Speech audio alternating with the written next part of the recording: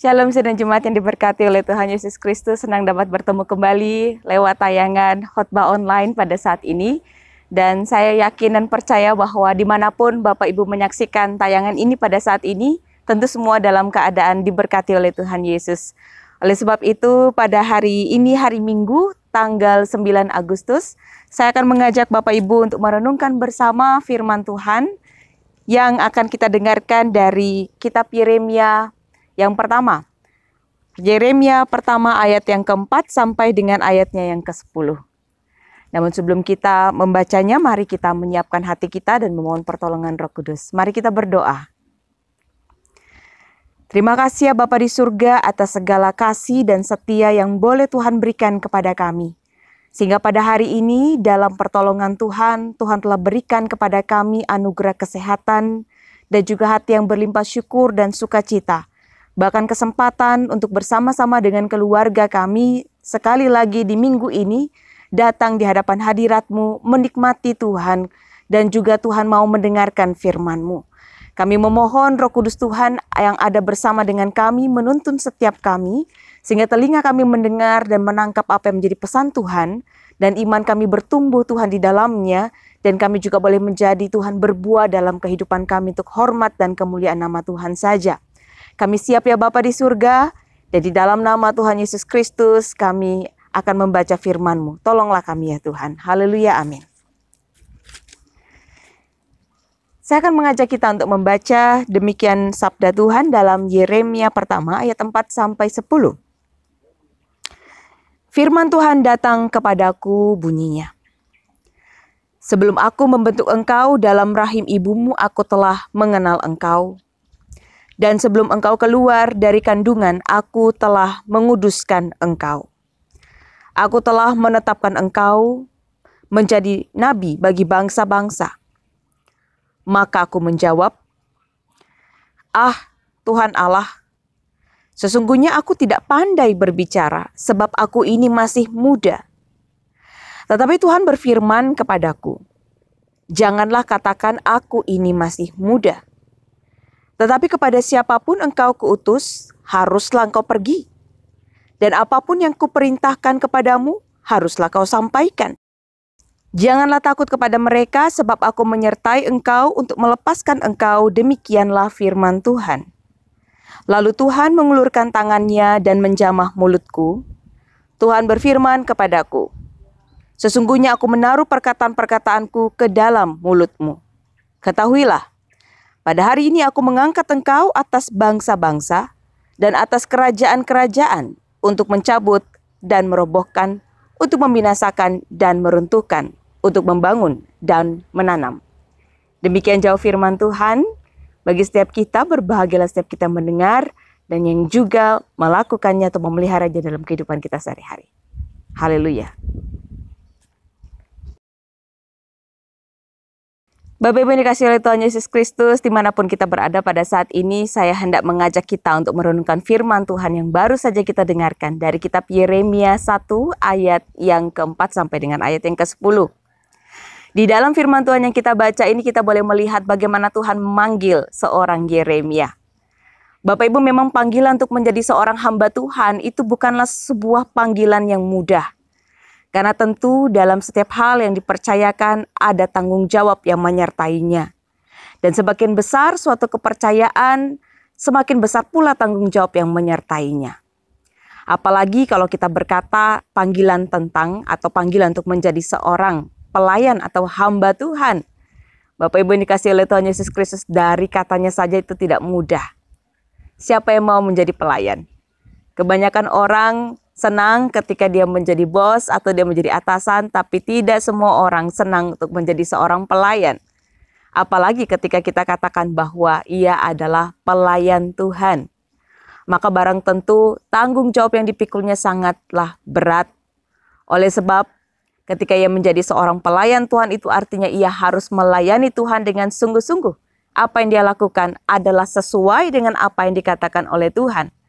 Dan ia hanya mematuhi atau taat kepada tuannya saja, yaitu kepada Tuhan itu sendiri. Tidak kompromi terhadap hal-hal yang tidak benar, dan juga bahkan mungkin akibatnya adalah ia akan dijauhkan oleh semua orang. Tidak semua orang bisa menerima. Dan bahkan menjadi seorang hamba Tuhan diperlukan juga keteladanan yang luar biasa besar.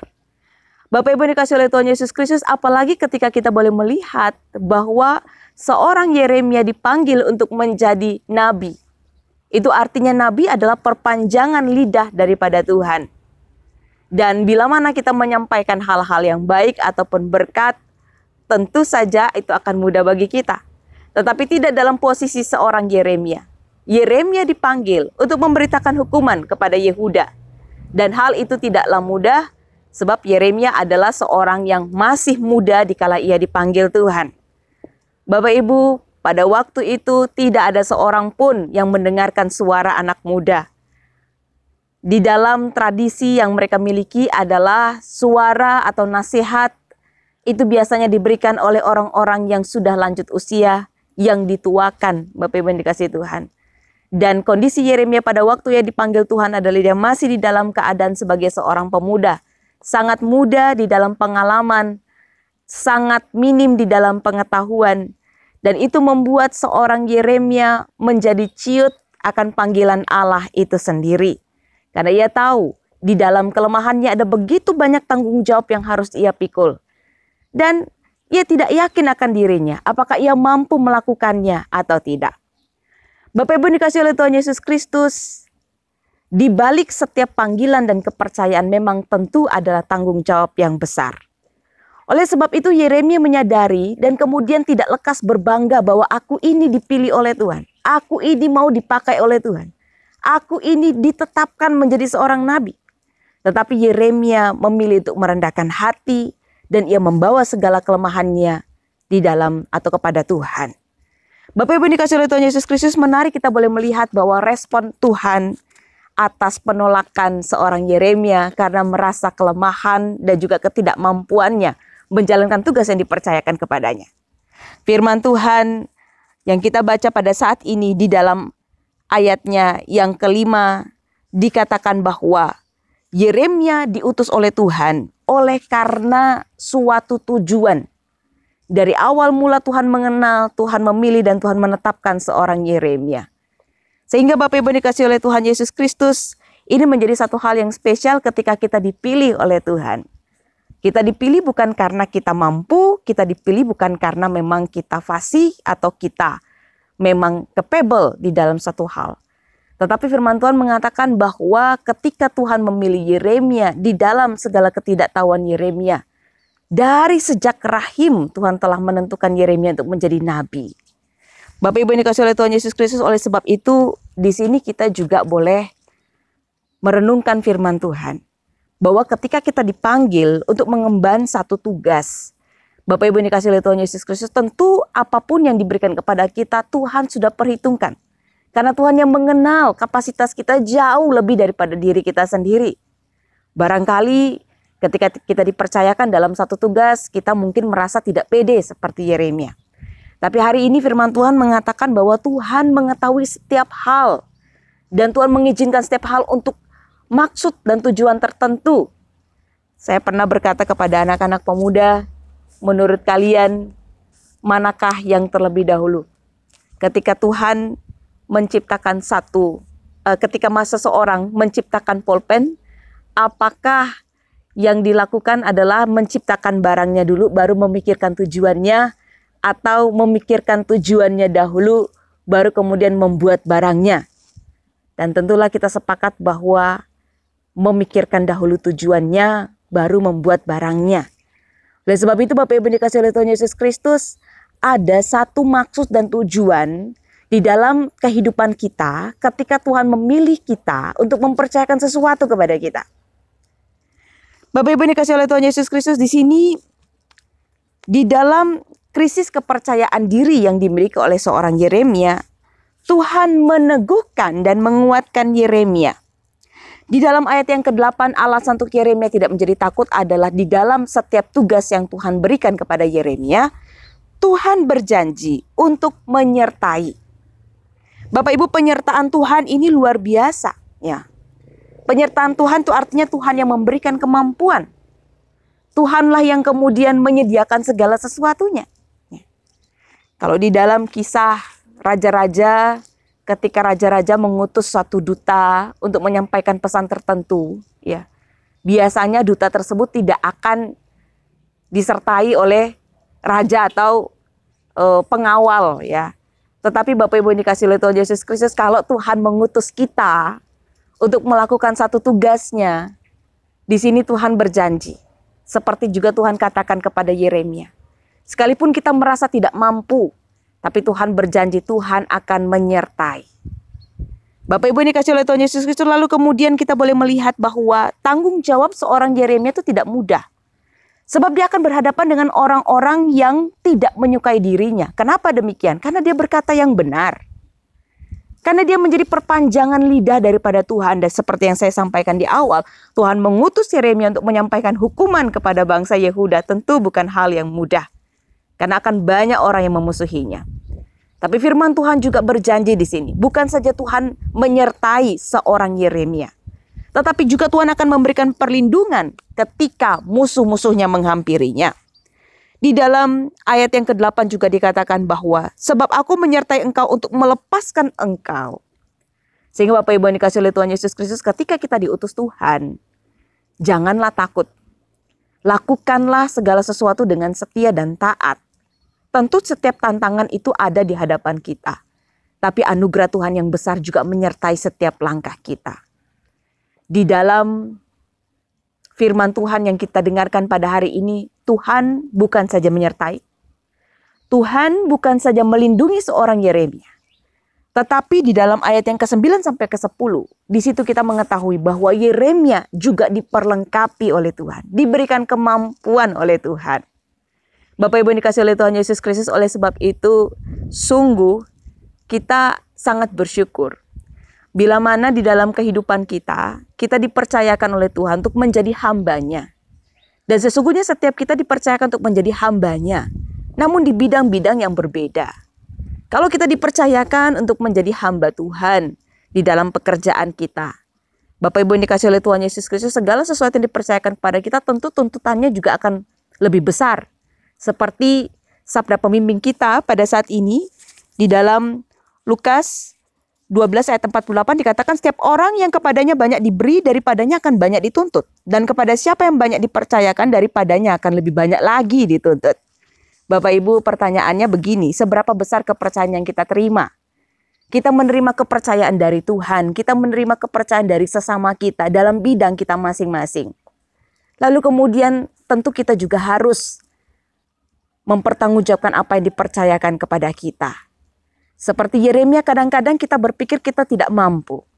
Tetapi kalau kita menyerahkan diri kita kepada Tuhan, Bapak Ibu yang dikasihi oleh Tuhan Yesus Kristus, tentu firman Tuhan hari ini pada seorang Yeremia akan juga berlaku kepada kita. Bahwa ketika kita mempercayakan diri kita kepada Tuhan, Tuhanlah sendiri yang akan menyertai. Tuhanlah sendiri akan melepaskan kita dari masa-masa sulit kita ketika kita bertemu dengan tantangan yang sulit. Dan kita tidak mampu selesaikan sendiri.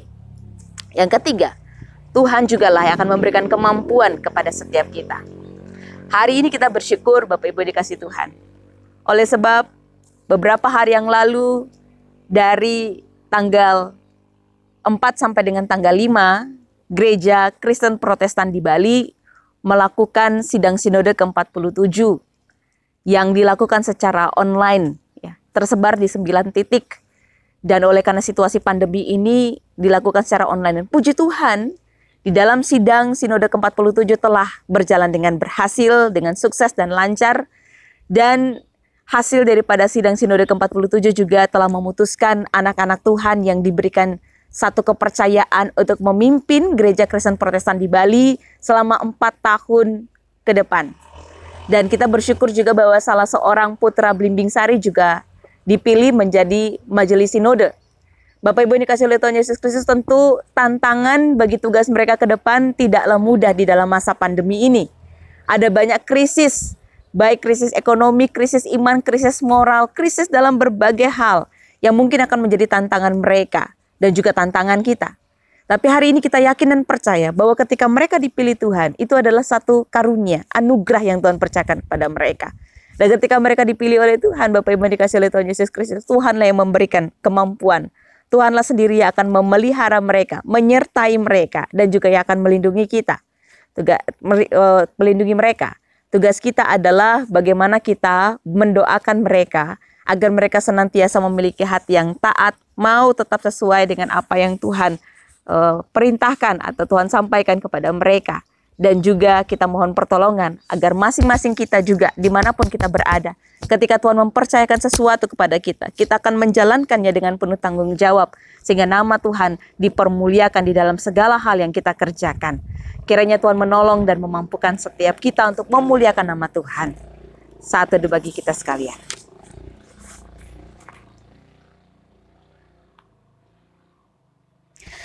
Terima kasih ya Bapa di surga, sebab segala kuasa berasal daripadamu. Dan ketika Engkau memberikan satu kepercayaan bagi kami, Bapa di surga, Engkau juga berjanji bahwa Engkau tidak akan pernah membiarkan kami sendiri. Engkau menyertai, Engkau melindungi, bahkan Engkau memampukan setiap kami untuk dapat melaksanakan tugas kami seturut dengan kehendak-Mu. Kami berdoa menyerahkan seluruh kehidupan kami. Pakailah kami Tuhan di dalam tugas kami masing-masing. Baik ketika kami di dalam keluarga kami, baik ketika kami di tengah-tengah masyarakat kami dan bangsa kami, kiranya Tuhan pakai kami, agar senantiasa kami menjadi penyambung lidah Tuhan. Kami menjadi saksi-saksi Tuhan, dengan kami melakukan dengan setia, bertanggung jawab atas setiap panggilan kami. Dan dalam semuanya itu nama Tuhan dipermuliakan. Terpujilah Engkau ya Bapa di surga, berkatilah setiap anak-anak-Mu yang menyaksikan tayangan ini dimanapun mereka berada. Berkati dengan sukacita melimpah di sepanjang hari ini, damai sejahtera daripada Tuhan. Berkati dengan kesehatan yang sempurna dan jauhkan daripada COVID-19. Berkati mereka Tuhan dengan anugerah yang berlimpah, menyertai mereka di sepanjang kehidupan mereka, sekarang sampai selamanya. Terima kasih Bapa di surga, inilah doa kami. Dalam nama Tuhan Yesus kami berdoa kepada Bapa di surga. Amin. Terima kasih sudah menyaksikan tayangan video online ini Bapak Ibu yang dikasihi Tuhan. Kita berjumpa pada minggu yang akan datang. Tuhan Yesus menyertai kita dan memberkati kita. Shalom.